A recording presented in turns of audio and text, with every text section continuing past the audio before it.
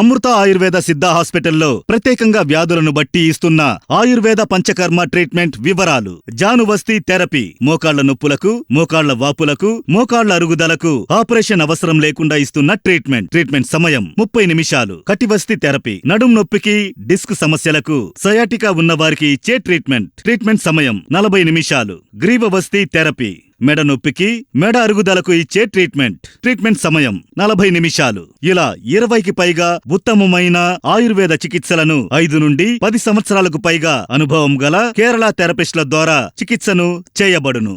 అమృత ఆయుర్వేద సిద్ధ హాస్పిటల్ అనుభవజ్ఞులైన వైద్యులతో ఎన్నో దీర్ఘకాలిక వ్యాధులను పరిష్కరిస్తూ, ముఖ్యంగా ఆర్థరైటిస్, సోరియాసిస్, నరాలకు సంబంధించిన వ్యాధులు, పక్షవాతం, పార్కిన్సన్స్ వంటి రోగాలకు మంచి ఫలితాలను అందిస్తూ ముందుకు కొనసాగుతోంది మీ అమృత ఆయుర్వేద సిద్ధ హాస్పిటల్. మా హాస్పిటల్స్ బ్రాంచులు హైదరాబాద్, విశాఖపట్నం, నెల్లూరు. అది కేరళ రాష్ట్రం తిరువనంతపురం జిల్లాలోని పనవూరు అనే ఓ చిన్నపాటి సిటీలో ఒకే ఒక ప్రైవేట్ ఆసుపత్రి ఉంది. మే నెల 29వ తారీఖు శుక్రవారం మధ్యాహ్నం దాటిన తర్వాత అష్కర్ అనే 31 ఏళ్ల ఓ వ్యక్తి 7.5 వయసున్న అర్షిద్ అనే ఓ బాబును తీసుకొచ్చాడు. బాబుకు మధ్యాహ్నం అన్నం తినిపించాను, ఆ తర్వాత నిద్రపుచ్చాను. కాసేపు బాగానే పడుకున్నాడు. కానీ సడన్గా నిద్రలోంచి లేచి దగ్గటం మొదలుపెట్టాడు. గొంతులో ఏదో ఇరుక్కుపోయినట్టుగా ఇబ్బంది పడ్డాడు. వాంతులు కూడా చేసుకున్నాడు. ఆ తర్వాత స్పృహ కోల్పోయాడు. నాకేం అర్థం కావడం లేదు, మీరు కాస్త చూడండి డాక్టర్ అంటూ ఏడుస్తూనే అష్కర్ చెప్పుకొచ్చాడు. ఆ ఆసుపత్రిలో ఉన్న డాక్టర్ కాసేపు ప్రయత్నించినా ఫలితం లేకపోవడంతో తిరువనంతపురంలోని శ్రీ అవిత్తోం తిరునల్ పిల్లల ఆసుపత్రికి తరలించారు. ఆసుపత్రికి చేరుకున్న వెంటనే డాక్టర్లు ఆ బాబును చెక్ చేశారు. కానీ అప్పటికే ఆ బాబు చనిపోవడం జరిగింది. అంబులెన్స్లోనే ఆ బాబు ప్రాణాలు కోల్పోయాడు. దారి మధ్యలోనే పిల్లాడు చనిపోయాడయ్యా, బాబు మృతదేహాన్ని మీ ఇంటికి తీసుకెళ్ళిపోండని డాక్టర్లు కనుక యథాలాపంగా అని ఉంటే అసలు జరిగిన దారుణం ఏంటన్నది బయటపడి ఉండేదే కాదు. ఆ బాబు మరణానికి కారకులు ఎవరన్నది బయటపడేదే కాదు. 2 చేతులకు కట్లు, వీపు మీద, పొట్ట మీద, చేతులకు, కాళ్లకు అక్కడక్కడ కాలిన గాయాల గుర్తులు, నిద్రలేని రాత్రులను గడిపినట్టుగా ఆ బాబు కంటి కింద కూడా నల్లటి మచ్చలు. వీటన్నిటిని ఆ బాబును చెక్ చేసిన డాక్టర్ అమ్మ గుర్తించింది. అసలు బాబుకి ఏమైంది, ఏంటి గాయాలు అని అడిగితే తడబడుతూ పొంతనలేని సమాధానాలు చెబుతూ పోయాడు అష్కర్. దీంతో ఆ డాక్టర్ అమ్మకు అనుమానం మొదలైంది. ఆసుపత్రిలోనే బాబు చనిపోయాడు కాబట్టి మా రూల్స్ ప్రకారం పోస్ట్ మార్టం చేసిన తర్వాతే మృతదేహాన్ని ఇస్తామంటూ ఆ డాక్టర్ అమ్మ తేల్చి చెప్పింది. అక్కర్లేదండి, బాబును మేము తీసుకెళ్ళిపోతామని అష్కర్ పదే రిక్వెస్ట్ చేసినా సరే ఆ డాక్టర్ అమ్మ మాత్రం అస్సలు వినలేదు. అంతేకాదు అనుమానాస్పద రీతిలో 18 నెలల ఓ బాబు చనిపోయాడంటూ వెంటనే స్థానిక పోలీసులకు కూడా ఆ ఆసుపత్రి నుంచి ఓ ఫోన్ కాల్ వెళ్ళింది. ఓ డాక్టర్ అమ్మ చేయించిన ఆ ఫోన్ కాల్ వల్లే ఇప్పుడు కేరళ రాష్ట్రం అట్టుడిగిపోతోంది.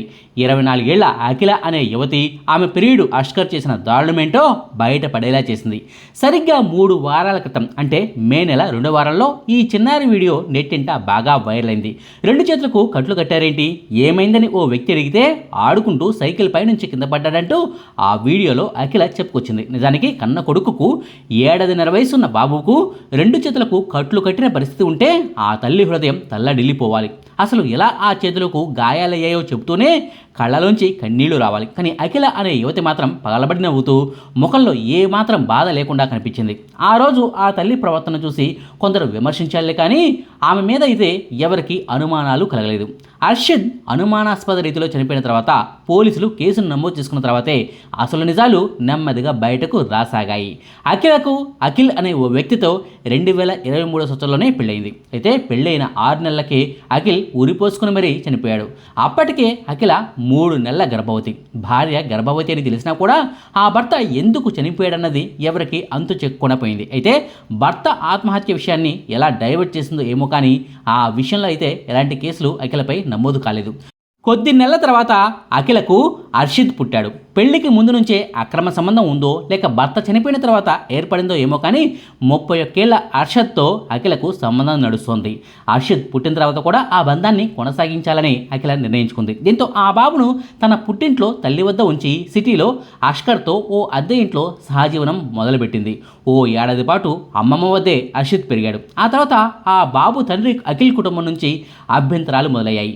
అర్షద్ సంరక్షణను మాకు అప్పగించండి అంటూ అఖిల్ తరపు వాళ్ళు పోలీస్ స్టేషన్ మెట్లెక్కారు.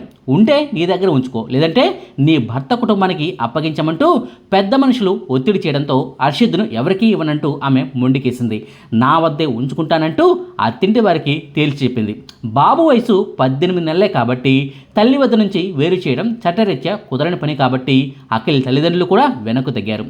తల్లి వద్దకు వచ్చిన తర్వాత నుంచే అర్షద్కు చిత్రహింసలు మొదలయ్యాయి. చిన్నపిల్లలన్న తర్వాత రాత్రిళ్ళు నిద్ర లేవటం సహజం, ఓ పట్టాన నిద్ర పోకపోవటం కూడా సహజం. అంతేకాదు తల్లి ఎటు వెళ్ళినా ఆ బాబును వెంట తీసుకెళ్ళక తప్పదు. ఈ పరిస్థితులే అఖిల ప్రియుడు అష్కర్లో అసహనాన్ని పెంచాయి. తమ బంధానికి, తమ ఏకాంతానికి, తన ఆనందానికి అర్షద్ను అడ్డుగా భావించి ఆ బాబును చిత్రహింసలు పెట్టడం స్టార్ట్ చేశాడు. సిగరెట్లతో ఒంటి మీద గాయాలు చేసేవాడు, ఇంట్లోనే విసిరిసిరి కొట్టేవాడు, బెల్ట్తో బాధేవాడు, కర్రలతో కొట్టేవాడు. నిప్పును భరించలేక 18 నెలల ఆ బాబు ఏడుస్తున్నా కనికరం లేకుండా వాతలు పెట్టేవాడు. కన్న తల్లి అఖిల కళ్ళ ముందే ఇంతటి అకృత్యం జరుగుతున్నా ఆమె మాత్రం నోరు మెరిపేది కాదు, ఎవరికీ చెప్పేది కాదు. ఆ పిల్లాడే తమ బంధానికి అడ్డు అని అఖిల కూడా ఫిక్స్ అయిపోయింది కాబట్టి ప్రియుడు అష్కర్కు ఆమె సహకరిస్తూ పోయింది.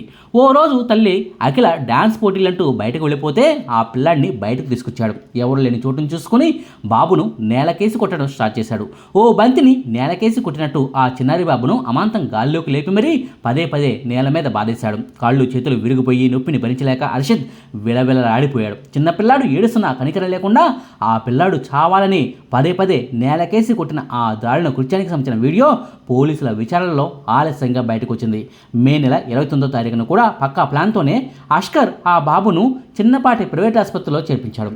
అక్కడే బాబు ప్రాణాలు పోతాయని, బాబు మృతదేహాన్ని వెంటనే వెనక్కి తీసుకొచ్చుకొని అంత్యక్రియలు చేయొచ్చని కూడా ఊహించాడు. ప్లాన్లు కూడా వేసుకున్నాడు. ఆసుపత్రిలోనే ప్రాణాలు పోతే బయట జనాలకు అనుమానం రాకుండా ఉంటుందని కూడా ప్లాన్ గీసుకున్నాడు. అందుకు అఖిల కూడా అతనికి సహకరించింది. అయితే వాళ్ళ ప్లాన్ అడ్డం తిరిగింది. బాబును మెరుగైన వైద్యం కోసం అంటూ వెంటనే అంబులెన్స్కు కాల్ చేయించి జిల్లా కేంద్రంలోని ప్రభుత్వ ఆసుపత్రికి తరలించారు. ఇక్కడ కూడా ఈజీగా బయటపడిపోతామని వాళ్ళు భావించారులే కానీ బాబు ఒంటికి ఉన్న కట్లు, గాయాలు, బాబు పరిస్థితిని చూసిన తర్వాత ఓ డాక్టర్ అమ్మకు వీళ్లపై అనుమానం వచ్చి పోలీసులకు ఫోన్ చేసింది. ఆ ఒక్క ఫోన్ కాలే ఈ ఇద్దరి కృత్యాన్ని బయటపడేలా చేసింది.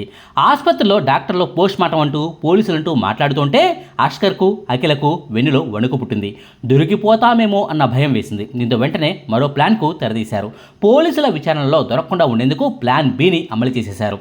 ఆసుపత్రిలో అఖిలను మాత్రమే ఉంచి అష్కర్ తాము అద్దెకు ఉంటున్న ఇంటికి వెళ్ళాడు. ఫినాయిల్ తీసుకొచ్చి మరీ ఇంటి గోడలను శుభ్రంగా కడిగాడు. పిల్లాడికి సంబంధించిన రక్తపు మరకలు ఎక్కడా కూడా కనిపించకుండా చేశాడు.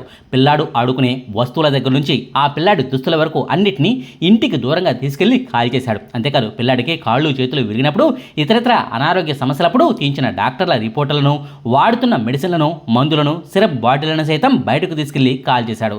అసలు ఆ ఇంట్లో ఆ బాబు ఉంటున్న ఆనవాళ్లను కూడా లేకుండా చేశారు. ఆ మరుసటి రోజే పోస్ట్ మార్టం రిపోర్ట్ను డాక్టర్లు ఇచ్చారు.